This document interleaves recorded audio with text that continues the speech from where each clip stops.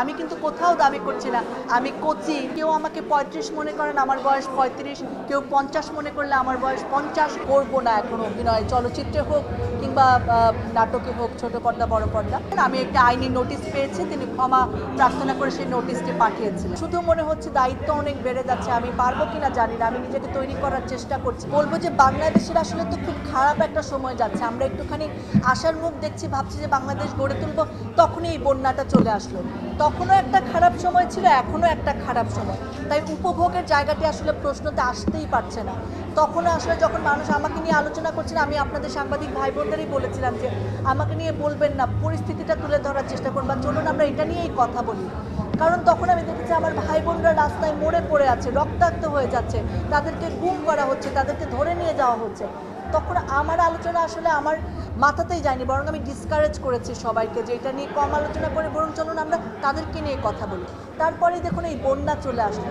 তো আমি আসলে চেষ্টা করছি যে যেভাবে পারি তাদেরই পাশে দাঁড়ানোর। তবে অবশ্যই যারা আমাকে ভালোবাসা দিচ্ছেন তাদের প্রতি আমার অনেক কৃতজ্ঞতা, এবং বারবার মনে হয় আমি জানি না আমি আসলে এত ভালোবাসার যোগ্য কিনা।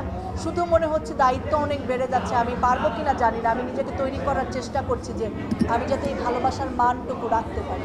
জাজ মাল্টিমিডিয়ার মাধ্যমে, অন্য একজনের মাধ্যমে আমার সাথে যোগাযোগ করেছিলেন যে আমি করতে চাই কিনা, এবং তিনি আমার সাথে কথা বলার আগ্রহ প্রকাশ করেছিলেন। স্বাভাবিকভাবে আমার যে পরিকল্পনা, অর্থাৎ আমি করবো না এখন অভিনয়, চলচ্চিত্রে হোক কিংবা নাটকে হোক, ছোট পর্দা বড় পর্দা, আমি তাদেরকে না করেছি। তো ব্যাপারটিকে আমিও তো বড়োভাবে নেইও নি যে আমি অনেক বড় অফার পেয়েছি, না করেছি। আমি আমার বাবা মাকে জাস্ট বলেছি যে আমাকে বলা হয়েছিল, আমি না করে দিয়েছি।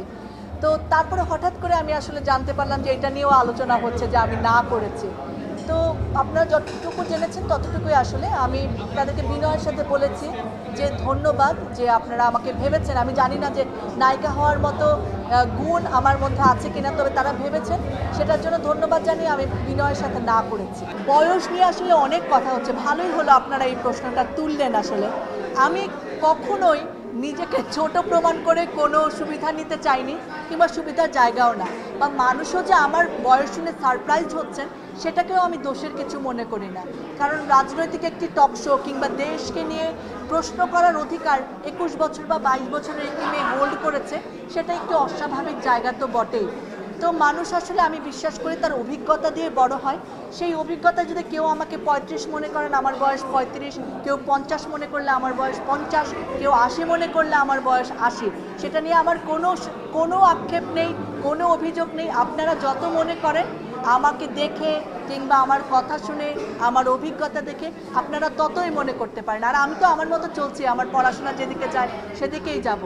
সো এটা নিয়ে আমি একদমই কনসার্ন না। আপনারা আপনাদের মতো বয়স ভাবতে পারেন, আমি কিন্তু কোথাও দাবি করছি না আমি কোচি, আমার বয়স কম, আমাকে এটা করো, আমি বুঝি না, আমি এরকম কিচ্ছু কিন্তু বলিনি। তো এটা নিয়ে আপনারা একদমই বদর হবেন না। আমি জগন্নাথ ইউনিভার্সিটিতে পড়ি, অ্যানথ্রোপোলজি নিয়ে পড়ি। আমার গ্র্যাজুয়েশন কমপ্লিট করতে আরও কিছু দিন লাগবে। আপনারা দোয়া করবেন যাতে আমি পড়াশোনাটা ঠিকঠাক করতে পারি। আমি এতদিন পর্যন্ত ভালোভাবে করেছি পড়াশোনা ঠিকঠাক না করলে বাড়ি থেকে এখনও আমাকে মার খেতে হবে।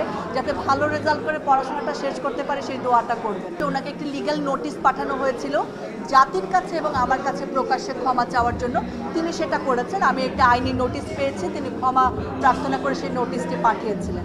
সেটা একদম সত্যি। না, সেটা করবো না বলেই তো জাজ মাল্টিমিডিয়াকে না করেছি আমি। এখনো পর্যন্ত আমার সিদ্ধান্ত যে আমি ভবিষ্যতেও করবো না, কিন্তু ভবিষ্যৎ আমার থেকেও ভালো বলতে পারে ভবিষ্যৎ। তো ভবিষ্যতে এরকম কিছু হলে নিশ্চয়ই আপনাদের সাথে আবার কথা হবে।